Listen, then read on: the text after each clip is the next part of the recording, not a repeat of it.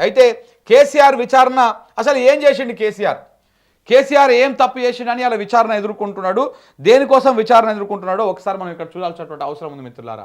నీళ్లు చెప్తున్నటువంటి నిజము కాళేశ్వరం, నీళ్లు చెప్తున్నటువంటి నిజం కాళేశ్వరం. నిన్ననే మనము సుదీర్ఘంగా చర్చించడం కూడా జరిగింది. దాదాపు 55 నిమిషాల పాటు కాళేశ్వరం మీద డిస్కషన్ కూడా చేసినాం, జనాలకు అర్థమయ్యే రీతిలో చెప్పినాం.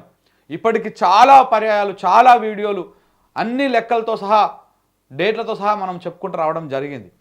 సో నీళ్లు ఎక్కడున్నటువంటి నీళ్లు ఎక్కడికి వస్తున్నాయి, ఏంది అనేది, ఇది నీళ్లు అనేది కొంత గొట్టు సబ్జెక్ట్ లాంటిది అయినా కానీ తెలుసుకోవాల్సినటువంటి అవసరం ఉంది, ఆవశ్యకత కూడా ఉంది. ప్రతి ఒక్కరూ, తెలంగాణ సమాజం ప్రతి ఒక్కరూ తెలుసుకోవాలి. అయితే ఇక్కడ నీళ్లు చెప్తున్నటువంటి నిజం కాళేశ్వరం. ఎవరనుకున్నారు గోదావరి ఉరకలెత్తి 200కు పైగా కిలోమీటర్లు దాటి కోదాడ చేరుతుందని ఎవరు కలగన్నారు? పూడికతో ఒట్టిపోతున్న శ్రీరామ్ సాగర్కు పునర్జీవం జరుగుతుందని ఎవరనుకున్నారు? 600 అడుగుల ఎత్తు మీద ఉన్న తెలంగాణ భూములను నదీ జలాలు ఎదురెక్కి సస్యశ్యామలం చేస్తాయని ఎవరనుకున్నారు? యములాడ రాజన్న పాదాలను గోదావరి జలాలు అభిషేకం చేస్తాయని, అప్పటిదాకా అధికారంలో ఉన్నోళ్ళందరూ ఎత్తు మీద ఉంటే నీళ్ళెట్లా వస్తాయన్నోళ్ళే ఎందుకు రావు అన్నాడు కాబట్టే కేసీఆర్ దార్శనికుడు, తెచ్చి చూపిస్తా అని పట్టుబట్టాడు కాబట్టే ఆయన తెలంగాణ సాధకుడు. మిషన్ భగీరథ ప్రారంభోత్సవంలో దేశ ప్రధాని చెప్పారు, కేసీఆర్ ఎప్పుడు కలిసినా నీళ్ల గురించే మాట్లాడేవాడు, నీళ్లు ఆయన జీవితకాలపు మిషన్ అయిపోయింది అని. ఆ నీళ్ల కోసం కేసీఆర్ నిద్రలేని రాత్రులు గడిపారు. ఢిల్లీ చుట్టూ, మహారాష్ట్ర చుట్టూ తిరిగారు. కొండలు, గుట్టలు, ఎత్తులు, పల్లాలు కొలిచాడు. 3 సీఎంలను మెప్పించి ప్రారంభానికి రప్పించారు. తెలంగాణ సకల దరిద్రాలకు నదీ జలాలే పరిష్కారమని తెలిసినవాడు ఆయన. కరువు, కన్నీళ్లు, వలసలతో గోసపడే తెలంగాణకు కాలం అందించినటువంటి పరిష్కారమే ఆయన. కేసీఆర్ ఓ జల స్వాప్నికుడే కాదు, జల సాధకుడు, జల చోదకుడు కూడా. నదీ జలాలకు నడక నేర్పిన వాడు. భగీరథుడు ఆకాశ గంగను నేలకు దింపితే పాతాళ గంగను పైకి తెచ్చి పచ్చని తెలంగాణను సృష్టించిన అపర భగీరథుడు కేసీఆర్. ఆయన గోదావరి ఉత్తుంగ తరంగాల తుంపర్ల మీద పరుచుకున్న ఇంద్రధనస్సు అని చెప్పేసి ప్రధానంగా ఒక వార్త రాయడం జరిగింది.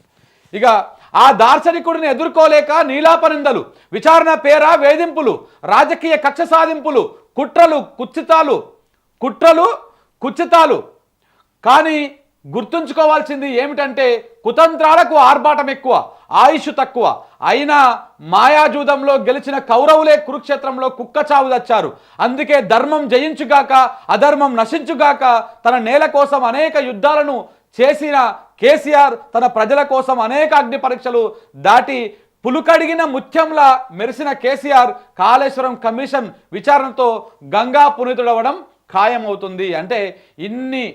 ఇన్ని నష్టాలు, ఇన్ని అవమానాలు ఎదుర్కొన్నటువంటి కేసీఆర్కు ఇవి ఏవైతే ఇలా విచారణ పేరుతోటి కేసీఆర్ను శంకించేటువంటి ప్రయత్నం చేస్తూ ఉన్నారో ఇవన్నీ ఆయనకు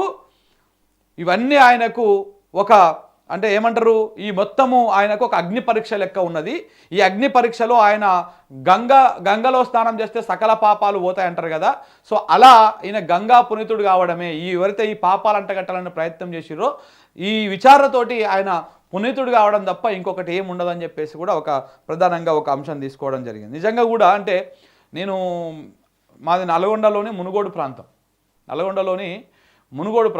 మా ప్రాంతం ఎలా ఉంటుందంటే, మేము ప్రపంచంలోనే అత్యంత ఫ్లోరోసిస్ ఎదుర్కొంటున్నటువంటి, ఫ్లోరైడ్ ఉన్నటువంటి ప్రాంతం మాది. ఆ ప్రాంతంలో ఫ్లోరోసిస్ కోసము మాకు జీవితాంతం దశాబ్దాల కాలం నుంచి, శతాబ్దాల కాలం నుంచి మమ్మల్ని పట్టి పీడిస్తున్నటువంటి భూతం ఆ ఫ్లోరైడ్.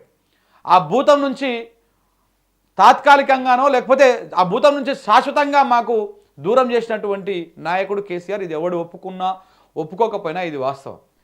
కానీ అంటే శాశ్వతంగా అంటే తాగే నీళ్ళలో ఫ్లోరైడ్ లేకుండా చేసిండు ఫస్ట్. కానీ పారే నీళ్ళలో కూడా ఫ్లోరైడ్ లేకుండా చెయ్యాలి అన్నటువంటి ఉద్దేశంతో డిండి లిఫ్ట్ ఇరిగేషన్లో భాగంగా మా మునుగోడు నియోజకవర్గంలోనే 2 రిజర్వాయర్లు కట్టారు. ఒకటి కిష్టరాయనపల్లి రిజర్వాయర్, ఇంకొకటి శివన్నగూడెం షర్లగూడెం రిజర్వాయర్. ఈ 2 రిజర్వాయర్లతోటి దాదాపు 20 టీఎంసీల నీళ్లను ఈ 2 రిజర్వాయర్లను నింపుతారు. ఇక్కడనేమో 7 టీఎంసీ కిష్టాయన్పల్లి, శివన్నగూడమేమో 12 టీఎంసీలు, దాదాపు అటు ఇటుగా 20 టీఎంసీల నీళ్లు నింపేటువంటి ప్రాజెక్టులో డెండి లిఫ్ట్ ప్రాజెక్టులో భాగంగా 2 రిజర్వాయర్లను కట్టడం జరిగింది. మేము కలగనలే, నిజంగా కూడా వాస్తవానికి కూడా ఒక మునుగోడు బిడ్డగా, ఒక నల్లగొండ బిడ్డగా చెప్తా ఉన్నాం. డెండి లిఫ్ట్ ఇరిగేషన్లో భాగంగా మాకు నీళ్ళు వస్తాయని, మాకు ఆడ ప్రాజెక్టు కడతారని మేము కలగనలే. ఇంకా రాలే ఇప్పటికి నీళ్లు, కానీ ఆ ప్రాజెక్టులు, ఆ కాలువలు, ఆ రిజర్వాయర్లు అన్నీ కూడా పూర్తి స్థాయిలో అయిపోయి ఉన్నాయి. రేవంత్ రెడ్డి గారు ఆ వట్టెం నుంచా లేకపోతే ఉల్పర నుంచా ఎక్కడి నుంచో నీళ్ళు ఇస్తే ఆడ ఒక ఏర్పాటు చేసి ఇచ్చేస్తే ఇప్పుడు ఇవన్నీ కూడా పారేటువంటి అవకాశం ఉంటుంది, నిండుతాయి. మాకు 20 టీఎంసీల నీళ్లు ఓన్లీ మునుగోడు నియోజకవర్గానికే వస్తాయి. అప్పుడు పారే నీళ్ళల్లో కూడా ఇంకా ఫ్లోరైడ్ ఉండదు. ఇప్పటిదాకా మేము తాగే నీళ్ళల్లో ఫ్లోరైడ్ ఉన్నాయి. ఆ తాగే నీళ్ళ ఫ్లోరైడ్ తోటి మేము బాధలు పడతా ఉన్నాం, ఇబ్బందులు పడతా ఉన్నాం. ఇప్పటికీ మా ప్రాంతంలో ఫ్లోరైడ్ సమస్య, ఫ్లోరోసిస్ సమస్య పట్టి పీడిస్తూ ఉంటుంది. అంటే అప్పుడు ఇబ్బంది పడ్డటువంటి వాళ్ళు. కానీ కేసీఆర్ వచ్చిన తర్వాత మిషన్ భగీరథ మా నియోజకవర్గం నుంచి, మా జిల్లా నుంచి ప్రారంభమైంది. ప్రతి ఇంటికి సాగునీరు ఇచ్చేటువంటి కార్యక్రమం. అలా దాని నుంచి మేము ఫ్లోరైడ్ భూతం నుంచి కొంత బయటకు వచ్చినాం.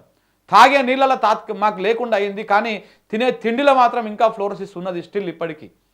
ఎందుకంటే అది భూగర్భ జలాల నుంచే పంటలు పడుతాయి కాబట్టి. ఇప్పుడు ఏమవుతుంది, ఆ 2 రిజర్వాయర్లు కనుక డెండి లిఫ్ట్ ఇరిగేషన్ ప్రారంభిస్తే ఆ పారే నీళ్లు కూడా కృష్ణా వాటర్తో పారుతాయి కాబట్టి మాకు తినే తిండిలో కూడా ఇంకా ఫ్లోరైడ్ ఉండదు, ఫ్లోరోసిస్ రాదు.